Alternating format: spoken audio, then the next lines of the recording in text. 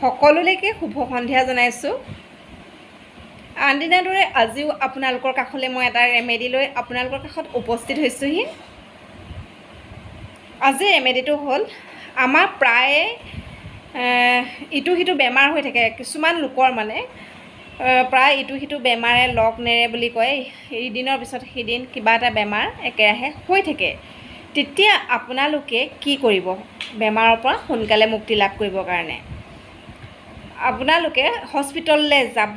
হস্পিটেললৈ গৈ পেলাই 11 দিন কণ্টিনিউৱাছ হস্পিটেলৰ পানী আনিব। যিটো খোৱাৰ উপযোগী পানী হস্পিটেলত ৰখা হয়, সেই পানী আপোনালোকে 11 দিন কণ্টিনিউৱাছ আনি ঘৰত 11 দিন খাব। কিন্তু আপোনালোকে কণ্টিনিউৱাছ 11 দিন আনিব লাগিব আৰু সেই পানীখিনিয়ে আপোনালোকে খাব।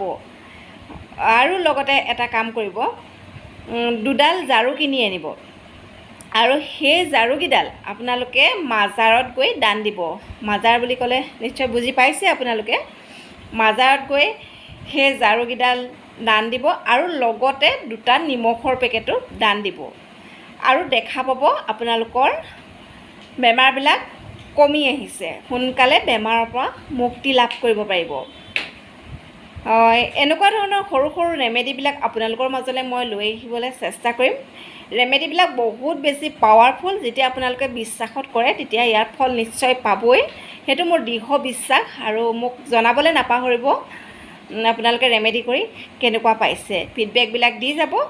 পুনৰ অন্য এটা ভিডিঅ' লৈ আপোনালোকৰ মাজত মই উপস্থিত হ'মহি। আজিলৈ ইমানেই। নমস্কাৰ।